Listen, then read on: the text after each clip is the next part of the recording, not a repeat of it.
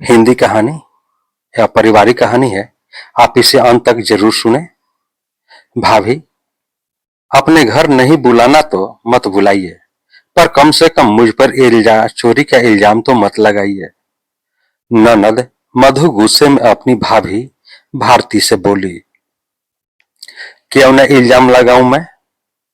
मेरी सोने की चेन अब तक मेरी ड्रेसिंग पर रखी हुई थी, तुम्हारे आने के बाद ही गायब हुई है, तो क्या मतलब समझूं मैं इसका? भारती गुस्से में बोली,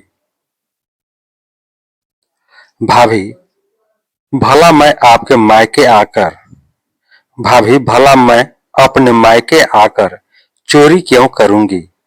माना कि गरीब हूं, लेकिन कम से कम स्वाभिमानी हूं। मधु ने कहा, अरे बहुत देखे तुम्हारे जैसे स्वाभिमानी लोग। तुम जैसे गरीबों का कोई भरोसा नहीं है। सोने की चेन देखी नहीं कि मुंह में लालच का पानी भर गया। चुपचाप मेरी चैन मुझे दे दो। भारती चुप होने का नाम ही नहीं ले रही थी। भाभी, मेरे अलावा यहाँ आपके मायके वाले भी आए हुए हैं, पर इल्जाम मुझ पर ही क्यों? एक बार उनको भी तो चेक करके देखो। मधु ने कहा, एक तो चोरी, ऊपर से सीना जोरी।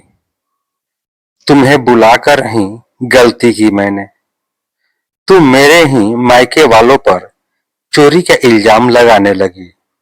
खबरदार, एक भी शब्द उनके लिए मुंह से निकाला तो।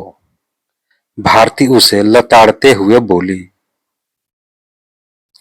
भारती कैसी बात कर रही हो तुम मेरी बहन से? भूलो मत, ये इस घर की बेटी है और तुम उस पर ही चोरी का इल्जाम लगा रही हो।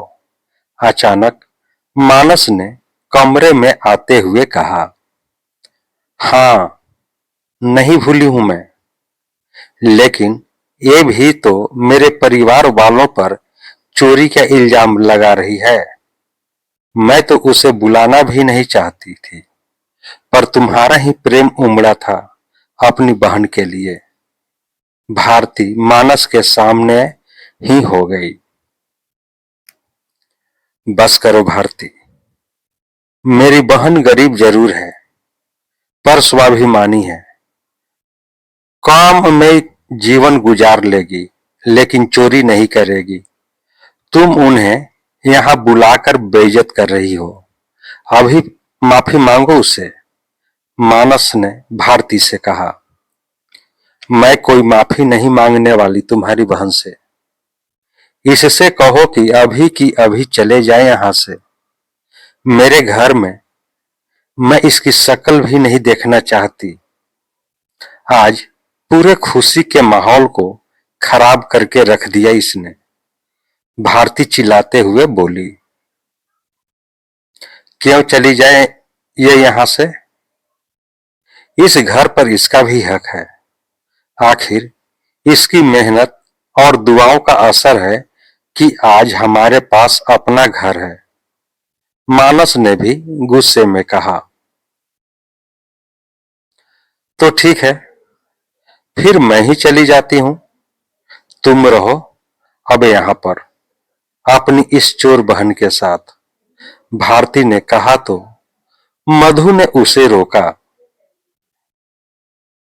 भाभी, आप कहां जा रही हो? ये आपका घर है। भला मैं क्यों आपके घर को तोड़ूंगी? मैं ही चली जाती हूं यहां से। कहकर मधु वहां से जाने लगी तो मानस ने उसे रोका, पर मधु रुकी नहीं और वहां से चली गई। मधु के जाते ही मानस चुपचाप कमरे से बाहर आ गया, पर भारती के चेहरे पर मुस्कान आ गई। आखिर उसकी जीत तो हुई थी।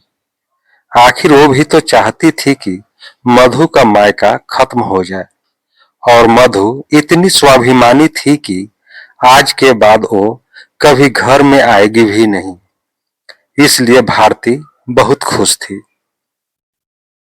दरअसल भारती एक अमीर घराने की बेटी थी। उसकी शादी मानस के साथ हुई थी, जिसकी नई नई सरकारी नौकरी लगी थी। मानस के माता पिता का काफी पहले देहांत हो चुका था। उसकी बड़ी बहन मधु ने ही उसकी जिम्मेदारी उठाई थी। मधु और उसका पति एक कारखाने में काम करते थे और मिलकर अपने दोनों बच्चों और मानस को पालते थे। मानस भी पढ़ने में अच्छा था। आखिर पढ़ लिख कर वो अपने पैरों पर खड़ा हो गया।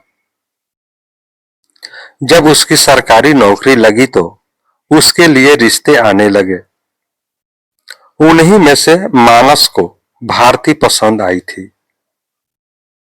मानस की पसंद का सम्मान करते हुए मधु और उसके पति ने उसका विवाह भारती से करवा दिया।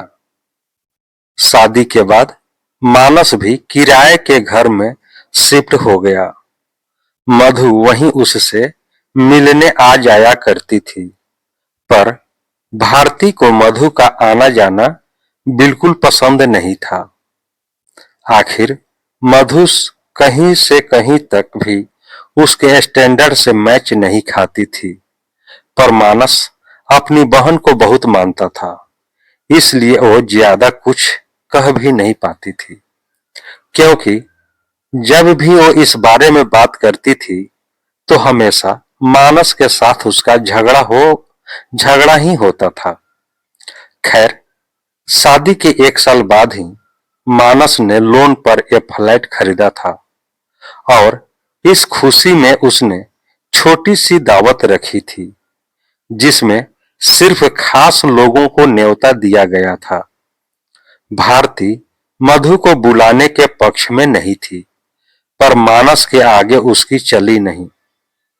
जब उसके मायके वाले घर पर आए तब उसकी मम्मी ने उसका उदास चेहरा देखकर उसका कारण पूछा। तब भारती ने कहा, मम्मी, मुझे ये मानस की फटीचर बहन बिल्कुल पसंद नहीं है। ये बिल्कुल हमारे स्टैंडर्ड की नहीं है, पर मानस है कि इसे छोड़ने को तैयार नहीं होता। तब उसकी मम्मी ने ही उसे ये तरीका बताया था। भारती की आदत थी कि वो चैन ड्रेसिंग पर रखती थी। उस चैन को तो भारती ने उठाकर अलमारी में रख दिया और फिर चोरी का नाटक शुरू कर दिया। खैर, उस बात को भी अब साल भर बीत गया, पर मधु दोबारा इस घर में नहीं आई। मानस अपनी बहन से उसके घर जाकर ही मिल लेता था। इधर भारती बड़े सुकून से थी। वो कभी भी वो सोने की चेन मानस के सामने निकाल कर नहीं पहनती थी। एक दिन की बात है, वो अपने मम्मी के साथ बाजार गई थी। उस दिन वो वही सोने की चैन पहनकर गई थी। अभी वो शॉपिंग कर शॉपिंग बैग हाथ में लिए रोड साइड से जा रही थी कि बाइक पर सवार 2 लड़के आए और उसके गले से चैन तोड़कर ले गए। वो और उसकी मम्मी चीखते चिल्लाते ही रह गए। चैन भी काफी भारी और महंगी थी। कुछ लोगों ने कहा कि वो लोग पुलिस स्टेशन जाकर कंप्लेंट करवाएं। वो दोनों लोगों की बात मानकर पुलिस स्टेशन तक पहुंच भी गई, पर उनके कदम बाहर ही रुक गए। आखिर कंप्लेंट कराएंगी तो घर में भी सबको पता चल जाएगा, और घर में सबको पता चलेगा तो फिर सबको ये भी पता चल जाएगा कि चैन 1 साल पहले चोरी नहीं हुई थी, बल्कि मधु का मायका रोकने के लिए नाटक किया गया था। आखिर दोनों को ही समझ में नहीं आ रहा था कि करे तो क्या करे। आखिर उस नाटक में दोनों ही तो मिली हुई थी। तब भारती ने कहा, मम्मी, जरूर मेरी ननद की बददुआ लगी है मुझे कि मेरी सोने की चैन सचमुच चोरी हो गई। मुझे भी ऐसा ही लगता है। देखना अब हमारी क्या हालत हो गई है। हम किसी को कुछ बोल भी नहीं सकते। अगर बोलेंगे तो हमारी ही पोल पट्टी सामने आ जाएगी। हम तो किसी को मुंह दिखाने लायक नहीं रह पाएंगे। और कंप्लेंट नहीं करेंगे तो चैन से हाथ धोना पड़ेगा। क्या पता पुलिस ढूंढकर ही दे दे। भारती ने कहा, बेटा तू चैन को छोड़ और चल यहां से। ये बात तेरे मेरे बीच में ही रहने दे, नहीं तो तेरे साथ साथ मुझे भी बहुत डांट पड़ेगी। आखिरकार दोनों अपना सा मुंह लेकर आ गई। घर में उन लोगों ने किसी को कुछ नहीं कहा, पर सोने की चैन चोरी हो जाने का दोनों को बड़ा दुख था। पर दोनों ही अपना मन महसूस कर रह गई। दोस्तों, यह कहानी आपको कैसी लगी? कहानी को लाइक करें, शेयर करें। चैनल पर नए हैं तो चैनल को सब्सक्राइब कर ले, बेल आइकन का बटन दबा दें कि आपको इस तरह की कहानियां मिलती रहे। अब हम लोग अगले वीडियो में मिलेंगे।